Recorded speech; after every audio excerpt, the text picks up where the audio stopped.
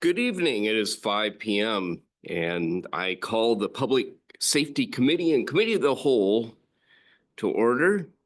I'm Rob Watton, the chair. And this evening, the roll call includes Councilmember Kara Christensen, Councilmember Catherine Cotton, Mayor Ross, City Clerk Dina Dean, got it, Mr. Chambliss, and City Attorney Burke. Good evening, as well as staff and both chiefs. So with that, we will approve the agenda. I have one revision that's under agenda bills. We are going to defer item 4 on our agenda tonight, AB 25-002, amendment to the 2019 North Bend Interlocal Agreement for Police Services. We'll defer that to our next agenda. And if there's any corrections or revisions or additions to tonight's kind of full agenda, this is a good time to bring it up. Hearing none, the agenda will be adopted as amended. And we're moving on now to public comments, not seeing anyone in the room other than us, unless one of the staff members has an item of concern. Those that are joining us online or seeing this afterwards, you're always welcome to submit your questions, comments, observations that pertain to public safety to Clerk Dean or to the committee, and we will certainly address those. So with that, not seeing anyone approach the podium, I will close public comments. Next, we'll move on to minutes. Approval of the minutes dated December 2nd, 2024. Council members, are there any corrections to the minutes from that date? Hearing none, we will accept the minutes as presented. Thank you very much. And now we move on to agenda bills. The first one is the interlocal agreement for Fire Garage Consortium. That's AB 25-004. Chief Bailey. Happy New Year. Happy New Year. Good evening. Good evening. So this agenda bill is for the Fire Garage Consortium. Just real quick, the Fire Garage is who we use for doing the mechanic work on our engines and our aid cars. It's a service that most of our rigs will go to Maple Valley, but it's a service done out of South County. It's a parent organization, or it's a sub-organization of the Puget Sound Fire Consortium. And so this Fire Garage is part of it. We are one member of the consortium. I have a seat on the board, as all the fire chiefs of the consortium have a seat on the board for the Fire Garage. We've been a member since 2020. This update to the ILA, the interlocal agreement, does not change anything with our financial contribution to the Fire Garage. Really, it's just some cleanup of some language in the ILA, some clarification of some language and some things that we looked at over the last couple of years that we just thought needed to be updated a little bit. So I have reviewed these changes as part of the fire board, and we voted on them as a board a couple months ago.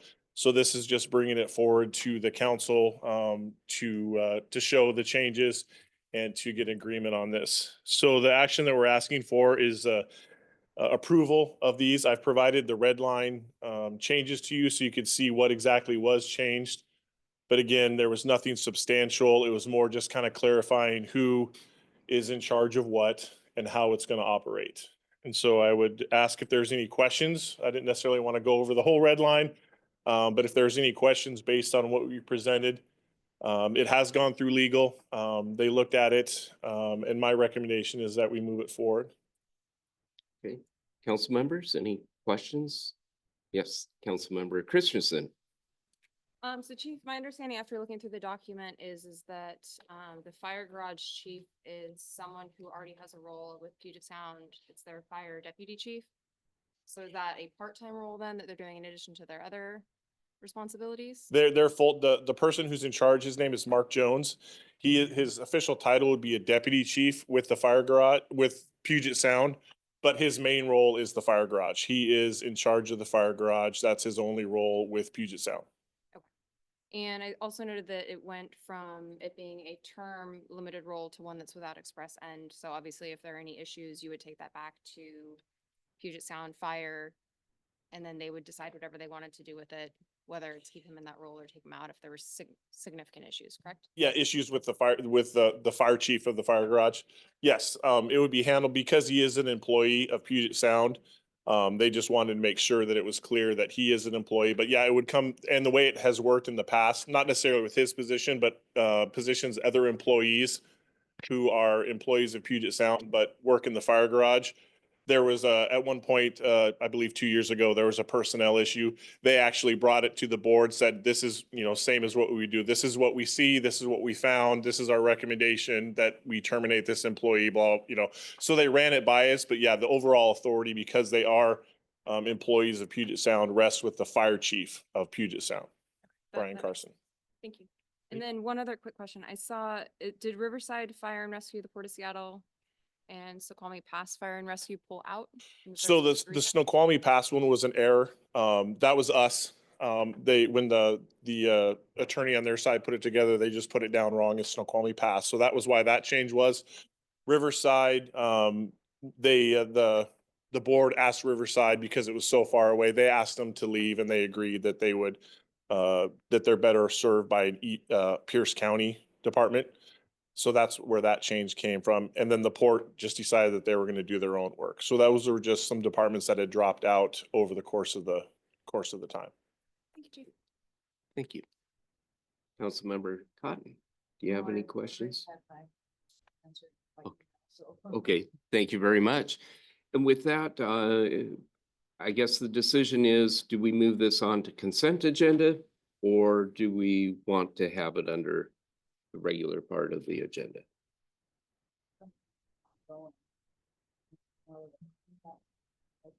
Mhm. Feel comfortable with consent agenda if everything else. I agree. Is that good? Okay, so we move that on to consent. Thank you, sir. Moving on, Chief Lynch. Interlocal agreement renewal with King County for jail services. This is AB 24-120. Good evening, Chief. Good evening. And Happy New Year to you. Yeah, thank you. You You guys have guys been too. busy. We have been. No rest over there. So as you remember, in November, I came before this committee and we talked about the increases in the King County Jail ILA that were coming. At the time, the committee decided to hold off on approving this because it had not yet been approved by King County Council. So on December 9th, we received a letter. It was after all of our meetings, saying that the King County Council had approved the contract as it was presented. There were no changes to the monetary fees that I outlined the last time I spoke to you guys about this. And I was able today to get a copy of the actual agreement that has Snoqualmie on it. There's no more X's on it. So I'm not sure if you are interested in wanting to have a copy of this to look it over. The first time when I came, I presented this document that had the yellow numbers, what it was going up to. Nothing has changed. So the county council approved it as presented. So if you have any questions on that right now, we've lapsed. So until next Monday, hopefully, once we get council approval to sign, we are kind of without that third safety net on where to send a misdemeanor. If something came up, I'm sure that we have a good enough relationship with the jail that we could work something out and figure this out since it's being presented tonight. So if you have any questions, I'm here and happy to answer. Are we good? Question is, do we move this to consent or do we put it into discussion? Okay, consent it will be. Thank you very Thank much. you very much, Chief. Thank you. Well, that was fast. Moving on to our third item under agenda bills, Agenda Bill 25-005, the Snoqualmie Fire Department 2025-2030 strategic plan. Chief Bailey, you get the honor again. Here we thought it was gonna take longer, right? Okay. Let me just share my screen here, just pull up a quick little presentation I have, and I'll share this with you after the meeting. Let's see.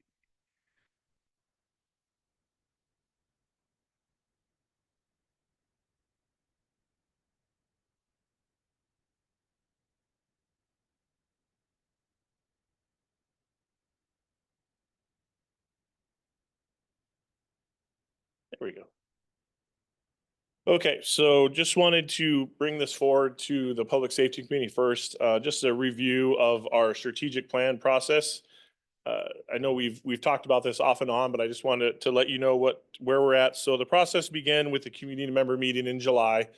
We had representatives from the community, from the public, business owners, users of our service. Some of our community members were able to be there. And we had a 1-day, couple-hour workshop where they provided feedback. We then took that feedback and we brought the department back together in October, early October. The fire department came together and we had a 3-day meeting with the consultants that we had hired for the strategic plan, where we went over the feedback from the community as well as providing our own feedback on the process. And after that, we came up with the strategic plan from that 3-day process. It was a long 3 days. A lot of good ideas were thrown out there. A lot of the work from those workshops are included in the strategic plan. As you can see, that's provided you in the back of it. A lot of those are just the raw comments that came from those meetings. But when we came out of it, we came up with the vision, the values, the mission, and the goals for the department for the next 5 years. So I just kind of wanted to run quickly through that just to show you again what some of the work that we did and highlight some of the things that came out of it. So the mission statement is the one we decided that the mission statement that we currently had in the department was still valid, still made sense. So the group didn't make any changes to our mission statement.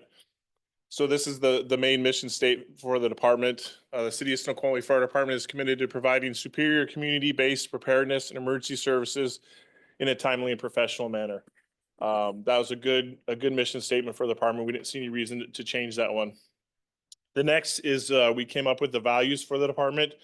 We did change this just a little bit. We made it more, we condensed the previous list that we had, made it more relevant to our department today as opposed to the one that we had, 5 years ago. So this is just a synopsis of what we came up with, the values, the things that we strive for the department that'll help guide some of our future decisions. And the main ones were the service excellence, collaboration, responsive, and inclusive. Those were the main highlights of the values for the department. The next one we had there is the vision. And this is really where we want the department to go. Some of the things that we want to see in the next couple of years, some of the things that we want to focus on. I think the part to highlight on that I was really glad to see was the commitment to professional development and member growth. That goes hand in hand with making sure we keep the good people that we have. Anticipate and exceed community expectations through innovation and training and service delivery, making sure we're doing what the community needs and doing it the best way possible. And then providing excellent customer service through positive interactions with those we serve. Again, providing what the community is asking for. So based on that process, we came up with 4 general goals for the department. And these are the 4 goals that are overriding from the strategic plan that we're going to be working on for the next 4 years. So you can see there, attract and retain qualified staff throughout the agency that provides for internal development and reduces attrition. Train, prepare, and equip to enhance the current wildland program based on demands and needs to match the growth of the city and the region while meeting or exceeding established department standards and performance benchmarks. The next one was acquire, maintain, and improve physical resources based on demand and need to match the growth of the city and the region while meeting and exceeding national standards. And then the last one there is to improve relationships with external stakeholders, including the council, city departments, community groups, and regional partners through enhanced communication and interaction, incorporating feedback into our operations. So those are the 4 overriding goals that we have for the department. And then we broke those down further into the objectives, which I provided to you in the documentation. That was that separate document, the implementation guide. And that's where it breaks down what the objectives are that we're going to take to meet those 4 goals. The thing I want to point out for our strategic plan is, first of all, before I get into that, just go over the next steps, what we're looking after approved by the council. And again, we had to go through this process because of accreditation. Not only is it good business, is it good plan for the department, but because of accreditation, we needed to have a 5-year strategic plan. So that's kind of, I forgot to mention that at the beginning, why we started this whole thing. So the next steps would be to create a work plan for implementation. We have that implementation guide. Now it's just a matter of integrating it to our department operations. We review our progress at monthly officer meetings. This is what we've done in the past. Every officer meeting, we look at our strategic plan and our objectives and talk about, okay, let's work on this. Where are we on this? So we provide status at our officer meetings. As you remember, we provide as part of our quarterly report right now, I provide kind of a brief overview of where we are, which ones we've been completed, where we are, and we're going to continue that process with our quarterly accreditation reports to the council.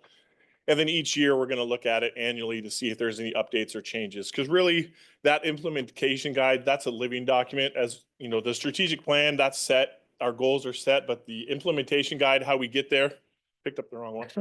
It's back there, but it looks, we have a version that looks like this, a little bit bigger.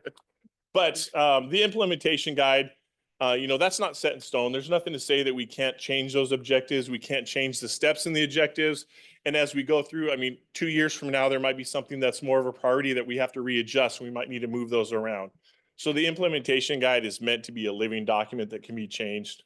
So that's why we continually are going to be looking at that every year. So what I'm asking tonight is just bringing it forward to the Public Safety Committee to see if there's any questions about the actual strategic plan going forward. My thought was I wanted to provide the implementation plan to the Public Safety Committee. My thoughts is that probably, might not want to go to the whole council, but that's what question I had for you to think about, is if you wanted to provide that to everybody, or if that was more of an internal document we were going to work on, that implementation guide. I wanted to pose that question to you, what your thoughts were on that. But really, that's what we're here today, is to approve have the council, the Public Safety Committee, and then the council accept the strategic plan so that we can start moving toward on working on it. Great. Thank you, Chief. Well, I'm going to open it to my colleagues on the council. Councilmember Cotton. So I like, in the implementation plan, as far as these are measurable things. You can tick the box when you've accomplished that type of a thing. And my question is, because it did have timelines as far as, okay, this can take a month, this can take this long, et cetera. Is this something, because obviously it will, I know everybody's plates are really full right now still, and we're training up new people. But is this something that's going to be going to add to the workload that people already have, or is it in some cases it's something people are already working on? Those are questions that we brought up when we were creating that plan with the consulting group. And the feedback they gave us was, don't think of it as a strict timeline in regards to, okay, now that the council has approved this plan, boom, that starts the clock in each one of those objectives. Those timelines were based on when you start working on it. So when we start working on 3.2, we anticipate it could take a month, but those are really just guidelines, because he said it's good to put the timelines in there so that you can stay on track. But there's nothing to say that when we look at it, we go, okay, well, this took longer, this took less. It's more just kind of to help us as a planning tool, to help me as a planning tool, to be able to go back to the team and say, okay, I assigned 3.4 to you. How are you guys doing? Where are we at? We really like to try and wrap it up. So it's more just kind of a planning tool. It's not set in stone. There's not actual, we're going to start this on January 6th of 2025, and it's going to be done. It's really just to kind of help keep me on track as I organize the plan to make sure that we stay there. So It's in there, and you can see I didn't assign, nothing's been assigned yet to anybody. That was left blank for now because that will be as we work on the process of implementing the plan. That's when I'll start putting things out. But there's no, my next, as I said, my next steps is where we're going to go next. Which one of those we're going to start on, which ones we're going to, and it's really just like you said, it's based on our department workload. And again, this is a 5-year plan. Some of the things that were in there, if you look at the actual steps underneath the objective, some were in order, some were just, based out, these are the things that need to occur to make this objective work. Some of them were, you have to do this first, you have to do this, you have to do this. So it really, each one's a little bit different.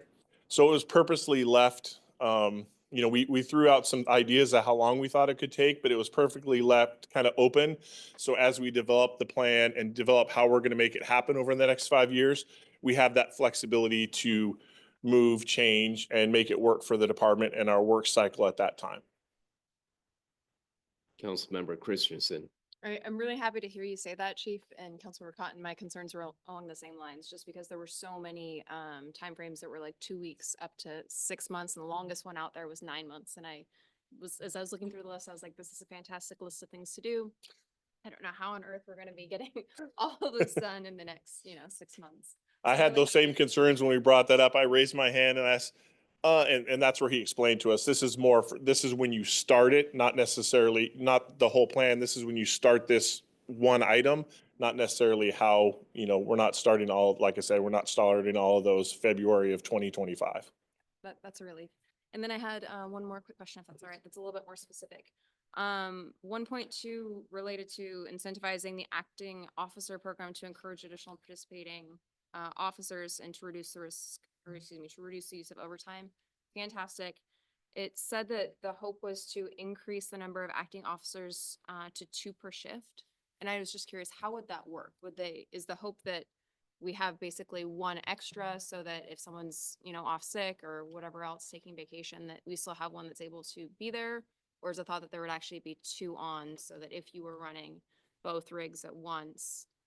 It was, as you said, it was to build that bench. Because as we've mentioned before, right now we're short acting officers because of the relatively young age of the department and our members. And it used to be, 4 or 5 years ago, we had 2 acting officers per shift. So we had the officer and we had 2 acting officers, and they actually kind of fought over who got to be the one when the officer was gone. And then over attrition, we lost that when we lost some of the members of our department and we had people retire. So in order to make the department, the way it's set up is if the act, especially with the 5 people we have, the 5 firefighters we now have, thanks to the council, is, if the officer's gone, then the actor fills in. And then we have that having more acting officers would give us more flexibility, as in the way it's set up right now. If the acting officer's there and it's planned in the calendar that he's supposed to be on duty, and then he calls in sick that morning, right now I'm going to have to hire an officer overtime. Even though we might already have the minimum staffing, I still have to bring in a 4th person to be that officer.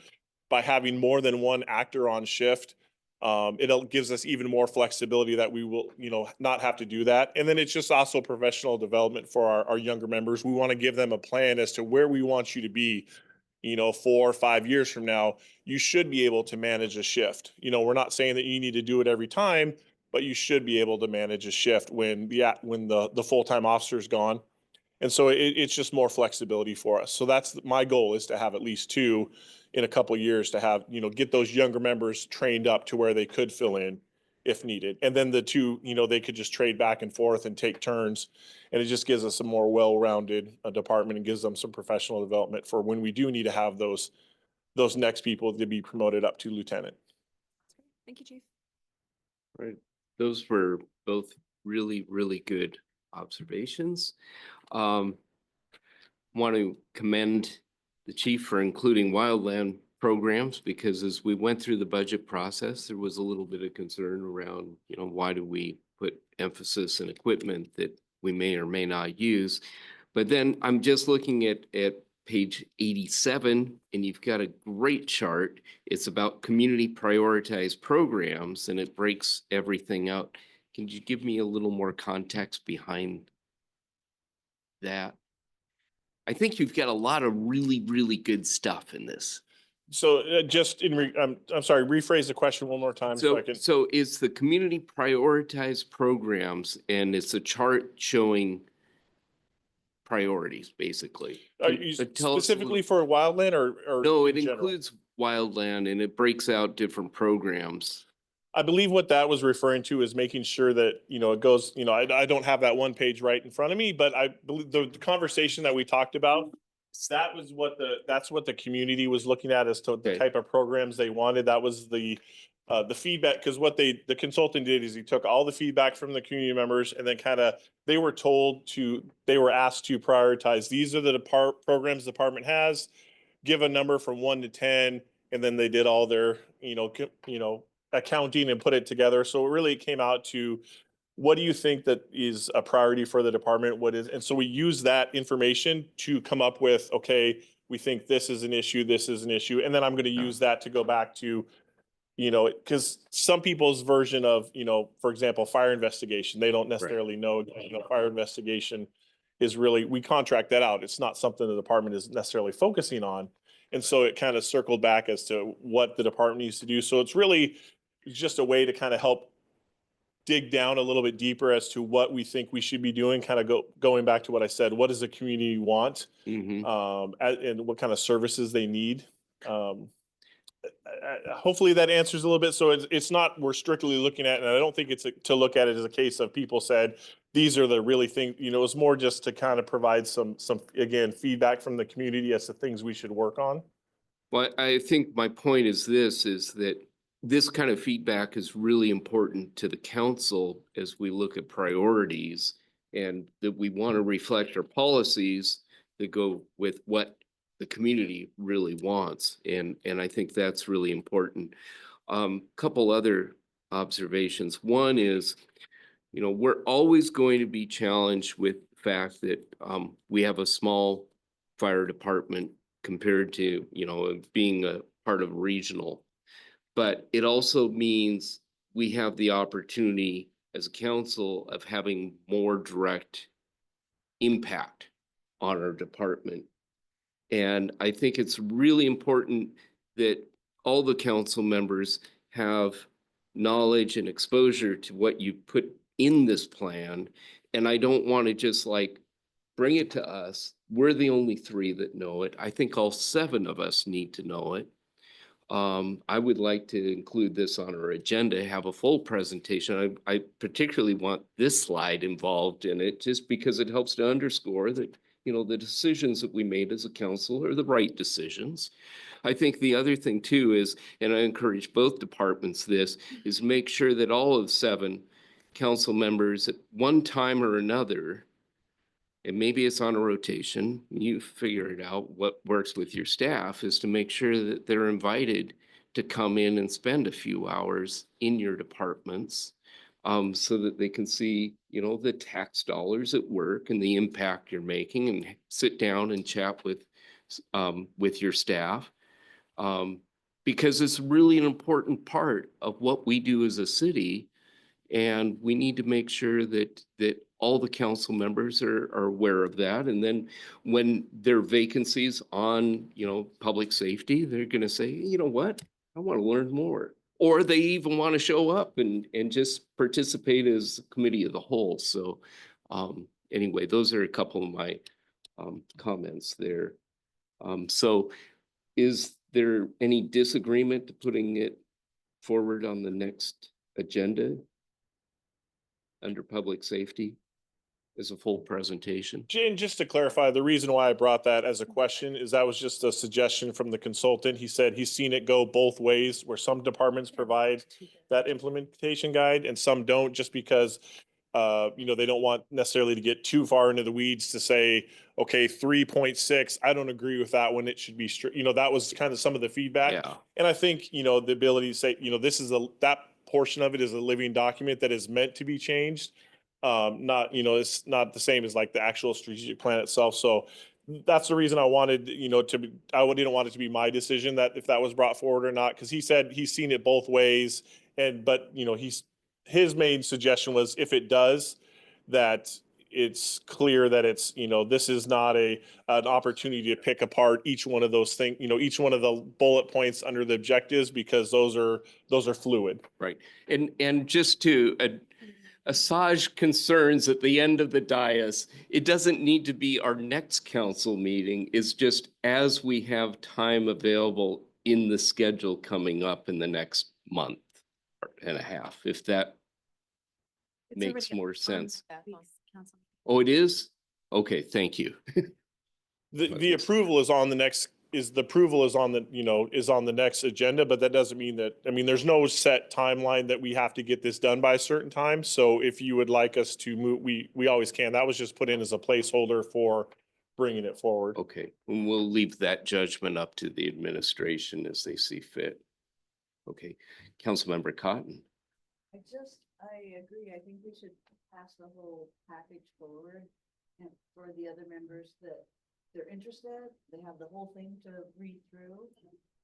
If they're not as interested, they can read the short version, Okay. but if they have access to it, if there's any question. They're reading all of it anyway. Yes. Right, yes. Yes, better they be. are. Yes, they are. Yes. I Anything could, I else? could add a couple of slides in there that maybe it lists the objectives, but not necessarily all the bullet points that are Yeah. underneath the objectives. And we could do it that way if you prefer it. That would be good. Okay, I'll Tell the work whole on. story. All right, any other comments? Hearing none, we'll move that to a future agenda of the council. Thank you very much. Great work. Thank you. Appreciate it. All right, we have gone through the agenda bills. Is there anything else that council members would like to bring up? Councilmember Cotton?